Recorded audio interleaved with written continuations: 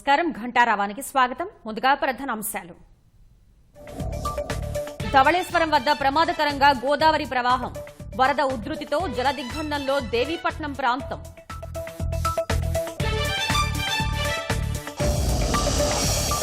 శ్రీశైలం దిశగా పరుగులు తీస్తున్న కృష్ణమ్మ, తుంగభద్ర గేట్లు ఎత్తడంతో మరింత పెరిగిన వరద.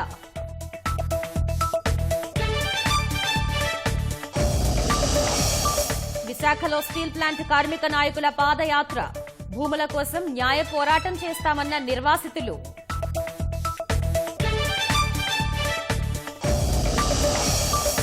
ఏలూరు నగరపాలక సంస్థలో వైకాపా జయభేరి, 47 డివిజన్లలో అధికార పార్టీ విజయ దుందుబి.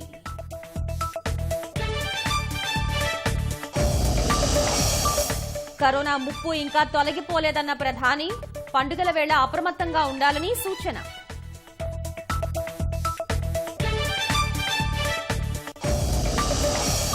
హిమాచల్ ప్రదేశ్లో విరిగిపడిన కొండచర్యలు, 9 మంది పర్యాటకులు మృతి.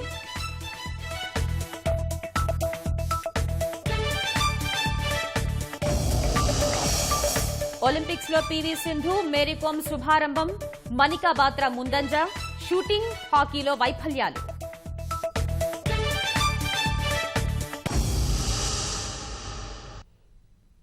గోదావరి వరద ఉధృతితో తూర్పుగోదావరి జిల్లా దేవీపట్నం మండలంలోని 36 గ్రామాలు జలదిగ్బంధంలో చిక్కుపోయాయి. దేవీపట్నాన్ని వరద నీరు పూర్తిగా ముంచెత్తింది.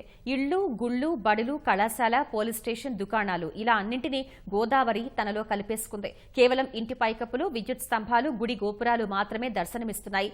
నీటిలో రోజుల తరబడి నానడంతో మట్టి ఇళ్లు పూర్తిగా నీలమట్టమయ్యాయి. గండిపోచమ్మ ఆలయం పూర్తిగా నీట మునిగింది. గొందూరు గ్రామస్తుల్ని బయటకు తీసుకువచ్చేందుకు Rampachodavaram ITDA PO Praveen Aditya, sub collector Simhachalam పడవల్లో గ్రామాలకు వెళ్లారు.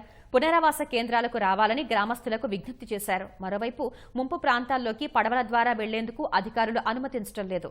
గ్రామాల్లో వరదలో చిక్కుకున్న వారిని మాత్రమే బయటకు తీసుకువస్తున్నారు.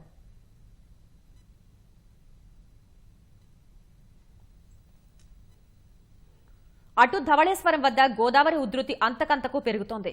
ధవళేశ్వరం బ్యారేజీ వద్ద మొదటి ప్రమాద హెచ్చరిక జారీ చేసే అవకాశం ఉంది. అత్యవసర సహాయ చర్యలకు తూర్పుగోదావరి జిల్లా కూనవరం, చింతూరు, విఆర్పురం, పశ్చిమ గోదావరిలో జంగారెడ్డిగూడెం, కేఆర్పురంలో సహాయ బృందాలను అందుబాటులో ఉంచారు. పరివాహక ప్రాంత వాసుల్ని అప్రమత్తంగా ఉండాలని హెచ్చరించారు. ధవళేశ్వరం నుంచి నీటి విడుదలతో రావులపాలెం మండలంలోని గౌతమి, వశిష్ట వద్ద గోదావరి పరవళ్లు తొక్కుతోంది. ఇసుక ర్యాంప్లోని బాటలు సైతం వరద ప్రవాహాన్ని కొట్టుకుపోయాయి. రైతులు, పంట పొలాలకు వెళ్లే రహదారులు పూర్తిగా మునిగిపోయాయి. వరద పోటుకు కాజ్వే ముంపునకు గురవడంతో కనకాయలంక గ్రామస్తులకు బాహ్య ప్రపంచంతో సంబంధాలు తెగిపోయాయి. వారంతా పడవలపై రాకపోకలు సాగిస్తున్నారు. కోనసీమలోని గోదావరి నదీపాయలు పోటెత్తుతున్నాయి.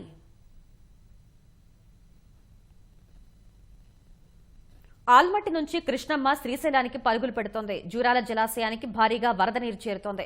3,94,000 క్యూసెక్కుల వరద వస్తుండగా 4.06 లక్షల క్యూసెక్కుల నీటిని దిగువకు వదులుతున్నారు. జూరాల పూర్తి నీటిమట్టం 318.516 మీటర్లకు గాను ప్రస్తుతం 316.607 మీటర్ల నీటిమట్టం ఉంది. జూరాల నీటి నిల్వ సామర్థ్యం 9.657 టీఎంసీలు అయితే ప్రస్తుత నీటి నిల్వ 6.20 టీఎంసీల జలాలు ఉన్నాయి. అటు శ్రీశైలం జలాశయానికి 4,05,000 క్యూసెక్కులకు పైగా వరద వస్తోంది. శ్రీశైలం ప్రాజెక్టు గరిష్ట నీటిమట్టం 885 అడుగులకు గాను ప్రస్తుతం 863.7 అడుగుల నీటిమట్టం ఉంది. గరిష్ట నీటి నిల్వ 215.8 టీఎంసీలు అయితే ప్రస్తుతం 117.77 టీఎంసీలు ఉన్నాయి. ఎడమగట్టు కేంద్రంలో విద్యుత్ ఉత్పత్తి కొనసాగుతోంది. విద్యుత్ ఉత్పత్తి చేస్తూ 31,000 క్యూసెక్కులకు పైగా నీటిని వదులుతున్నారు. తుంగభద్ర జలాశయానికి భారీగా వరద నీరు వస్తుండటంతో పూర్తిగా నిండిపోయింది. దీంతో జలాశయం గేట్లెత్తి నీటిని దిగువకు విడుదల చేస్తున్నారు. 4 గేట్ల ద్వారా సుమారు 20,000 క్యూసెక్కుల నీటిని విడుదల చేస్తున్నారు. తుంగభద్ర జలాశయం నుంచి హెచ్ఎల్సీకి 1000 క్యూసెక్కుల నీటిని విడుదల చేశామని అధికారులు తెలిపారు. రాయదుర్గం ఎమ్మెల్యే, ప్రభుత్వ విప్ కాపు రామచంద్రారెడ్డి దంపతులు పూర్ణ కుంభంతో తుంగభద్ర జలాలకు ప్రత్యేక పూజలు నిర్వహించారు.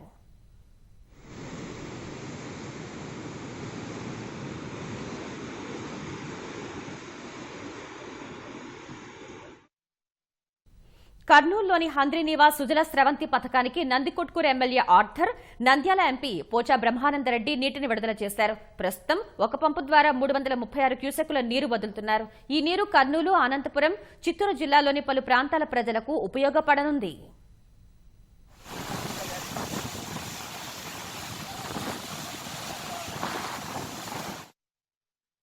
భారీ వర్షాలు వరదలు మహారాష్ట్రకు పెను విషాదాన్ని మిగిల్చాయి. వరద ప్రవాహంతో కృష్ణా నది పోటెత్తగా సంగ్లీ జిల్లా వాల్వా తాలూకాలోని పలు గ్రామాలు జలదిగ్బంధంలోనే కొనసాగుతున్నాయి.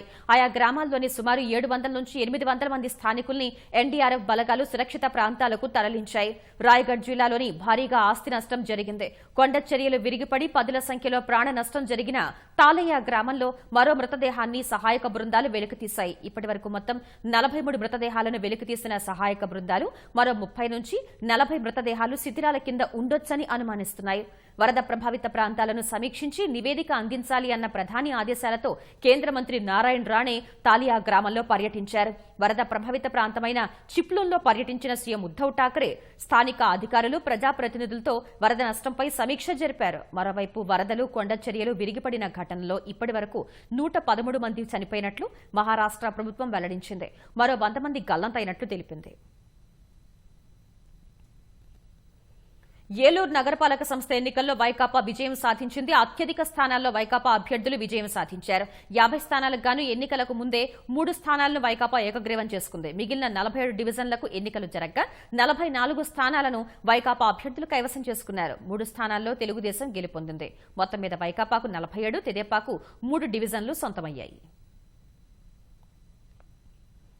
విశాఖ ఉక్కు ప్రైవేటీకరణను వ్యతిరేకిస్తూ కార్మిక సంఘాలు పాదయాత్ర నిర్వహించాయి. కుర్మనపాలెం జంక్షన్ నుంచి దువ్వాడ వరకు సాగిన యాత్రలో పెద్ద సంఖ్యలో కార్మికులు పాల్గొన్నారు. ప్రాణత్యాగాలతో సాధించుకున్న పరిశ్రమను ప్రైవేటుకు అప్పగిస్తామంటే చూస్తూ ఊరుకునేది లేదని హెచ్చరించారు. ప్లాంట్ పరిరక్షణే లక్ష్యంగా ఆగస్టు 1, 2 తేదీల్లో చలో పార్లమెంట్ చేపడుతున్నట్లు వెల్లడించారు.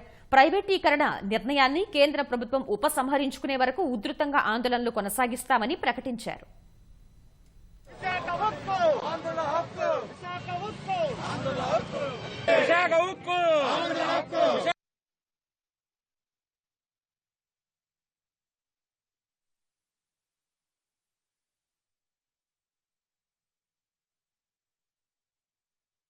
రేపు ఆగస్టు 2, 3 తారీఖుల్లో చెలో పార్లమెంట్ నిర్వహించబోతా ఉన్నాం.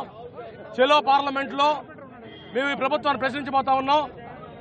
తల్లి లాంటి విశాఖపట్నం స్టీల్ ప్లాంట్ ని 1,00,000 మందికి డైరెక్ట్ గా ఉపాధి ఇచ్చిన స్టీల్ ప్లాంట్ ని, కేంద్ర రాష్ట్ర ప్రభుత్వాలకు 43,500 కోట్ల రూపాయల పన్నులు చెల్లించిన స్టీల్ ప్లాంట్ ని ఈ రోజు మీరు ఎందుకు అమ్మాలనుకుంటా ఉన్నారు? రాష్ట్రం అప్పుల ఆంధ్రప్రదేశ్గా మారిందని దేశం మొత్తం తెలిసిందని భాజపా ఎంపీ జీవీఎల్ నరసింహారావు అన్నారు. కొత్త అప్పుల కోసం రోజు ప్రయత్నాలు చేసే పరిస్థితికి ప్రభుత్వం దిగజారిందన్నారు. ఏపీ అప్పులు, రాజ్యాంగ ఉల్లంఘనలపై కేంద్ర మంత్రి దృష్టికి తీసుకువెళ్తానని స్పష్టం చేశారు. అప్పుల కోసమే ఏపీ స్టేట్ డెవలప్మెంట్ కార్పొరేషన్ ఏర్పాటు చేసినట్లుందన్న ఆయన బుగ్గన అప్పుల మంత్రిగా కనిపిస్తున్నారని ఎద్దేవా చేశారు. ఆంధ్రప్రదేశ్ నవ్యాంధ్రప్రదేశ్, రుణాంధ్రప్రదేశ్గా, అప్పుల ఆంధ్రప్రదేశ్గా మారిపోయింది అన్న విషయం కేవలం రాష్ట్ర ప్రజలకే కాకుండా ఇప్పుడు దేశమంతా కూడా తెలిసిపోయింది. ఆదాయాన్ని పెంచే విషయంలో ఎటువంటి శ్రద్ధ చూపించకుండా, ఎటువంటి ప్రయత్నం కూడా కనీసం చేయకుండా రాష్ట్ర వనరుల్ని మరి తమ ఓటు బ్యాంకు నిర్మాణం కోసం, పథకాల అమలు కోసం వాడుతున్న తీరు, ఆంధ్రప్రదేశ్ ఈ రోజున ఆర్థిక సంక్షోభంలో పడింది. కొత్తగా ఎక్కడ అప్పులు పడతాయా అని చెప్పి ఈ రాష్ట్ర ప్రభుత్వం ప్రతిరోజు అప్పులపై చూపించిన శ్రద్ధ మరే దేనిపైన చూపించే పరిస్థితి లేదు. బుగ్గన రాజేంద్రనాథ్ రెడ్డి గారిని మరి ఆర్థిక మంత్రి అంటాం కంటే అప్పుల మంత్రి అంటాం రెలవెంట్ గా ఉంటుందనిపిస్తుంది. వైఎస్ వివేకానందరెడ్డి హత్యకు 2 ప్రముఖులు 8 కోట్ల సుపారీ ఇచ్చినట్లు విచారణలో తేలినా సీఎం జగన్ నిద్రపోతున్నట్లు నటిస్తున్నారని తెదేపా పొలిట్ బ్యూరో సభ్యులు వర్లరామయ్య ధ్వజమెత్తారు. జమ్మలమడుగు మ్యాజిస్ట్రేట్ ఎదుట రంగయ్య వాంగ్మూలం ద్వారా సంచలన నిజాలు బయటకు వచ్చినా ప్రభుత్వం ఎందుకు హంతకుల్ని పట్టుకునేందుకు ప్రయత్నించడం లేదని విమర్శించారు. జమ్మలమడుగు కోర్టులో మ్యాజిస్ట్రేట్ గారి ముందు ఒక సాక్షి 2 ప్రముఖులు 8 కోట్ల రూపాయలు సుపారీ ఇచ్చినారు వివేకానంద రెడ్డి గారిని చంపటానికి అన్నప్పుడు ముఖ్యమంత్రిగా ఈ పీఠం మీద కూర్చున్న వ్యక్తి శ్రీ వైఎస్ జగన్మోహన్ రెడ్డి గారు ఏమి చేయాలండి? అందుకే నేను అడుగుతున్నా, as chief minister you are miserably failed. కనీసం ఆ డీజీపీ అని ఏమైనా మాట్లాడతారు? డీజీపీ ఏం మాట్లాడతారు? వైకాపా ఎమ్మెల్యేలు కొందరు హిందూ మతాన్ని కించపరిచేలా మాట్లాడుతుంటే ముఖ్యమంత్రి ఎందుకు మౌనంగా ఉన్నారని భాజపా రాష్ట్ర అధ్యక్షుడు సోము వీర్రాజు ప్రశ్నించారు. గోవధ చట్టాన్ని రద్దు చేయాలి అన్న ఎమ్మిగనూరు ఎమ్మెల్యేను వెంటనే సస్పెండ్ చేయాలని డిమాండ్ చేశారు. దేవాలయాల సందర్శన కార్యక్రమంలో భాగంగా గుంటూరు జిల్లా వినుకొండలో సోము వీర్రాజు పర్యటించారు. ఓటు బ్యాంకు, మత రాజకీయాల నడుమ రాష్ట్రంలో అభివృద్ధి కుంటుపడిందని విమర్శించారు. మీ ఎమ్మెల్యే బహిరంగంగా మాట్లాడతారా? భూములు వ్యతిరేకిస్తూ మాట్లాడతారా? టిప్పు సుల్తాన్ విగ్రహం పెట్టాలని తీర్మానం చేస్తారా? మీరు చర్చలు కడతారా? దీన్ని మేము ప్రశ్నిస్తున్నాం. ఏంటంటే రాష్ట్రంలో జరుగుతున్న అరాచకం, గోమాత గురించి ఆ విధంగా మాట్లాడితే ఇమీడియట్ గా నేను ముఖ్యమంత్రిని డిమాండ్ చేస్తున్నా, ఎమ్మెల్యేని సస్పెండ్ చేయాలని. తెలంగాణలోని రామప్ప దేవాలయానికి అంతర్జాతీయ గుర్తింపు లభించింది. రామప్ప ఆలయాన్ని ప్రపంచ వారసత్వ స్థలంగా యునెస్కో గుర్తించింది. అత్యద్భుత శిల్ప సంపదకు చిరునామాగా నిలిచిన రామప్ప దేవాలయానికి యునెస్కో ద్వారా ప్రపంచ వారసత్వ గుర్తింపు లభించింది. వారసత్వ కట్టడాల విశిష్టతల పరిశీలన కోసం సమావేశమైన ప్రపంచ హెరిటేజ్ కమిటీ సమావేశంలో రామప్ప ఆలయాన్ని వారసత్వ సంపదగా గుర్తించారు. తెలంగాణ నుంచే కాదు, తెలుగు రాష్ట్రాల నుంచి ఈ గుర్తింపు లభించిన ఏకైక కట్టడంగా రామప్ప ఖ్యాతి గడించింది. ప్రపంచవ్యాప్తంగా 42 వారసత్వ కట్టడాలు యునెస్కో పరిశీలనకు ఎంపికవగా మన దేశం నుంచి 2020 సంవత్సరానికి రామప్పకు మాత్రమే ఈ ఖ్యాతి దక్కింది. 2020-21 సంవత్సరాలకు గాను ప్రపంచవ్యాప్తంగా 42 వారసత్వ కట్టడాలు యునెస్కో పరిశీలనకు ఎంపికవగా భారత్ నుంచి రామప్పకు మాత్రమే ఈ ఖ్యాతి దక్కింది. రామప్ప ఆలయానికి యునెస్కో గుర్తింపుపై ప్రధాని మోదీ హర్షం వ్యక్తం చేశారు. తెలంగాణ ప్రజలకు ప్రత్యేక అభినందనలు తెలియజేశారు. కాకతీయ వారసత్వానికి రామప్ప ఆలయాన్ని ప్రతీకగా పేర్కొన్న మోదీ ప్రతి ఒక్కరూ రామప్ప ఆలయాన్ని సందర్శించాలని సూచించారు. యునెస్కో గుర్తింపుపై కేంద్ర మంత్రి కిషన్ రెడ్డి హర్షం వ్యక్తం చేశారు. యునెస్కో గుర్తింపు కోసం సహకరించిన కేంద్ర ప్రభుత్వానికి తెలంగాణ ముఖ్యమంత్రి కేసీఆర్ ధన్యవాదాలు తెలిపారు. రామప్ప ఆలయానికి గుర్తింపు లభించడానికి భారత్కు మద్దతు తెలిపిన సభ్య దేశాలకు కృతజ్ఞతలు తెలిపారు.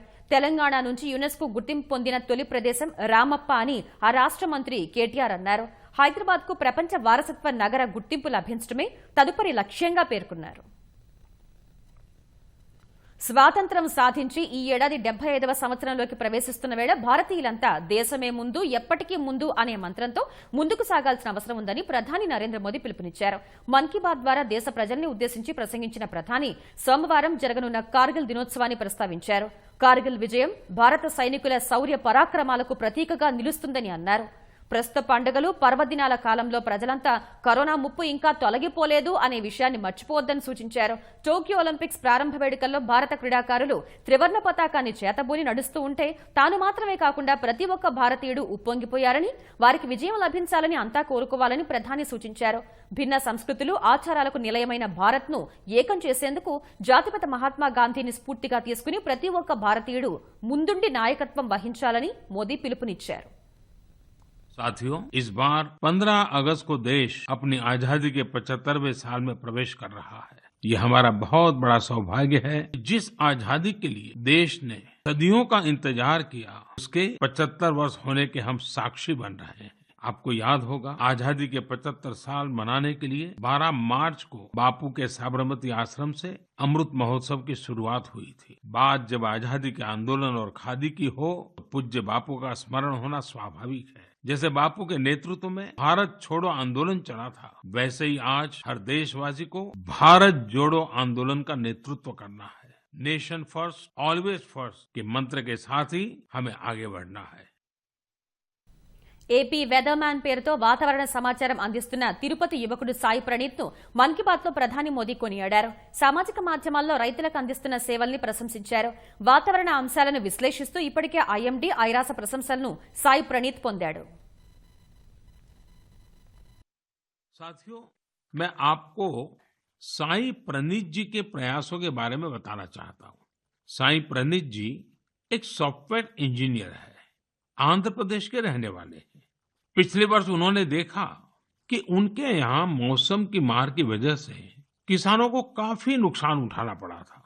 मौसम विज्ञान में उनकी दिलचस्पी बरसों से थी, इसलिए उन्होंने अपनी दिलचस्पी और अपने टैलेंट को किसानों की भलाई के लिए इस्तेमाल करने का फैसला किया। अब वे अलग अलग डेटा सोर्सेज से वेदर डेटा खरीदते हैं, उसका विश्लेषण करते हैं और स्थानीय भाषा में अलग अलग माध्यमों से किसानों के पास जरूरी जानकारी पहुंचाते हैं। वेदर अपडेट्स के अलावा प्रणीत जी अलग अलग क्लाइमेट कंडीशंस में लोगों को क्या करना चाहिए गाइडेंस भी देते हैं। खासकर बाढ़ से बचने के लिए या फिर तूफान या बिजली गिरने पर कैसे बचा जाए, इस बारे में भी वो लोगों को बताते हैं। హిమాచల్ ప్రదేశ్ కిన్నౌర్ జిల్లా సంగాల్ లోయలో విషాదం చోటు చేసుకుంది. కొండ చర్యలు విరిగిపడి ఢిల్లీకి చెందిన 9 మంది పర్యాటకులు మృతి చెందారు. మరో 3 తీవ్రంగా గాయపడ్డారు. భూకంపం సంభవించినట్లు ఒక్కసారిగా కొండపై నుంచి బండరాళ్లు కిందకు దూసుకొచ్చాయి. రాళ్ల ధాటికి లోయలోని వంతెన కూలిపోయింది. పలు వాహనాలు, పర్యాటకుల విశ్రాంతి గదులు ధ్వంసమయ్యాయి. ఒళ్లు గగురు పొడిచే విధంగా ఉన్న ఆ దృశ్యాలను పలువురు పర్యాటకులు చిత్రీకరించారు.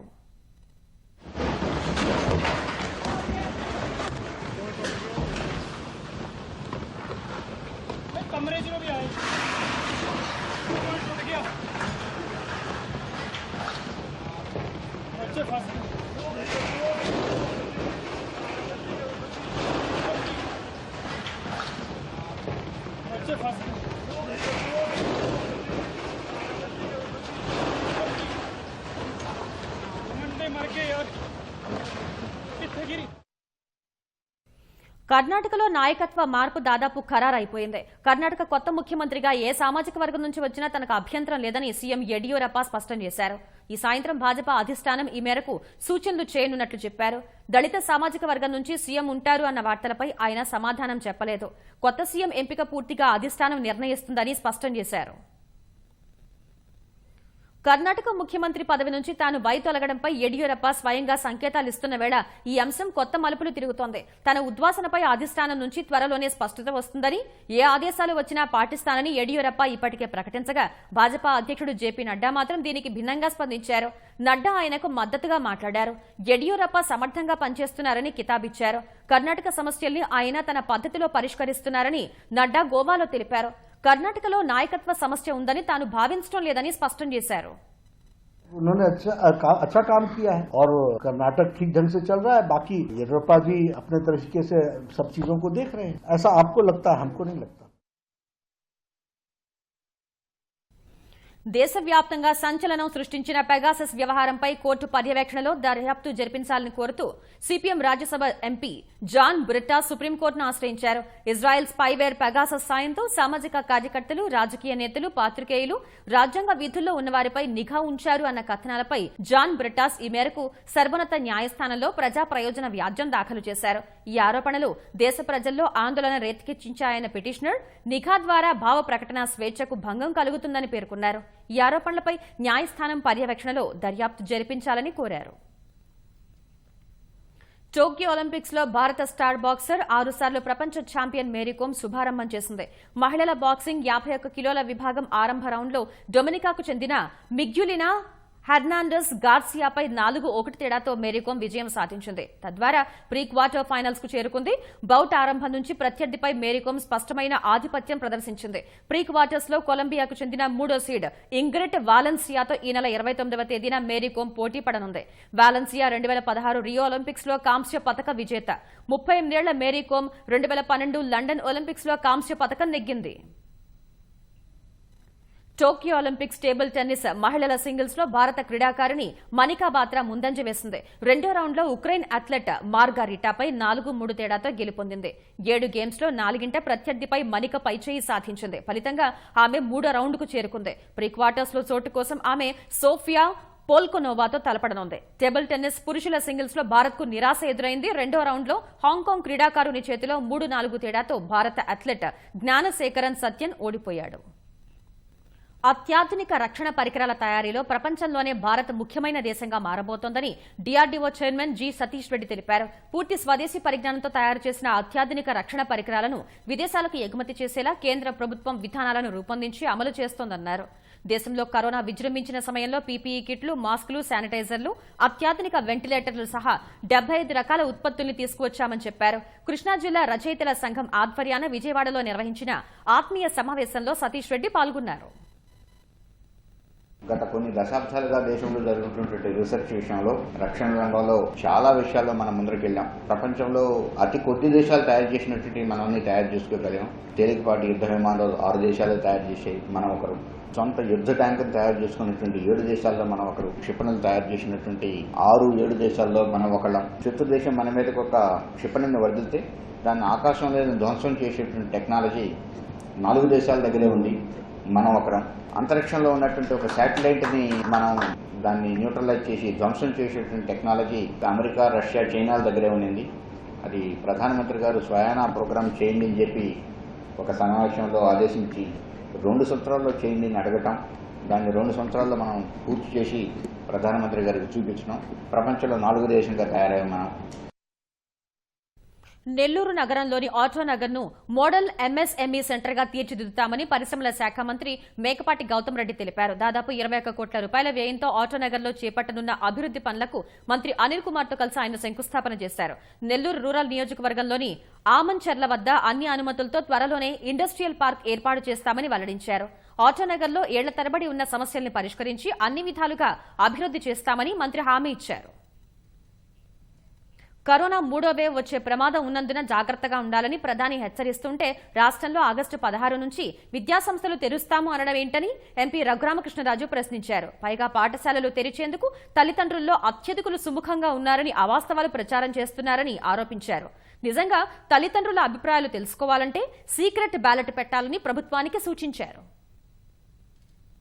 సాక్షాత్తు ప్రధానమంత్రి గారు 3rd వేవ్ వస్తుంది, మనం అందరం చాలా అప్రమత్తంగా ఉండాలి అని చెప్పి చెప్తున్నారు. స్పష్టంగా సాక్షాత్తు ప్రధానమంత్రి గారు 3rd వేవ్ గురించి చెప్తూ ఉంటే మరి ఇంకా 2000 నుంచి 3000 మధ్యన కేసెస్ ఉన్నాయి. ఢిల్లీలో మనకన్నా కూడా రెట్టింపు సంఖ్యలో ఉన్న కేసులు 300 లోపుగా మనకు వచ్చుంటే దానికి 10 రెట్లు ఎక్కువగా ఉన్న మనం మరి ఏంటి మనం ఈ రకంగా ఆలోచించడం? ఈ తల్లిదండ్రుల అభిప్రాయాలు మీ ఇష్టం వచ్చినట్టుగా పాఠశాల హెడ్ మాస్టర్ కి టార్గెట్లు పెట్టి గన్ పాయింట్ మీద ఈ రకంగా తీసుకో అని చెప్పి మీరు చేసే విచిత్ర విన్యాసాలు ఎవరికి తెలియదు, సినిమా స్టంట్లు అని అందరూ అనుకుంటున్నారు. If you are very sincere please go for secret ballot. ఎంతమంది వ్యతిరేకిస్తారనేది మీరు చెక్ చేసుకోండి. ఢిల్లీలో ఓ రైల్వే కానిస్టేబుల్ చాకచక్యంగా వ్యవహరించడంతో ఒక వ్యక్తికి త్రుటిలో ప్రాణాపాయం తప్పింది. ఢిల్లీ కంటోన్మెంట్ ఏరియాలో ఓ వ్యక్తి రైలు ఎక్కేందుకు ప్లాట్ఫామ్ పైకి చేరుకున్నాడు. అప్పటికే రైలు ముందుకు కదలటంతో మొదటగా తన చేతిలోని ఓ బ్యాగ్ను రైల్లోకి విసిరాడు.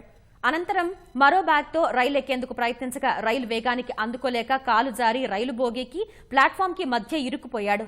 అక్కడే విధులు నిర్వహిస్తున్న ఆర్పీఎఫ్ కానిస్టేబుల్ రజ్వీర్ సింగ్ గమనించి వెంటనే అతన్ని రక్షించాడు. దీంతో సదరి వ్యక్తి ప్రాణాపాయం నుంచి బయటపడ్డాడు. ఈ దృశ్యాలు సామాజిక మాధ్యమాల్లో వైరల్ గా మారాయి.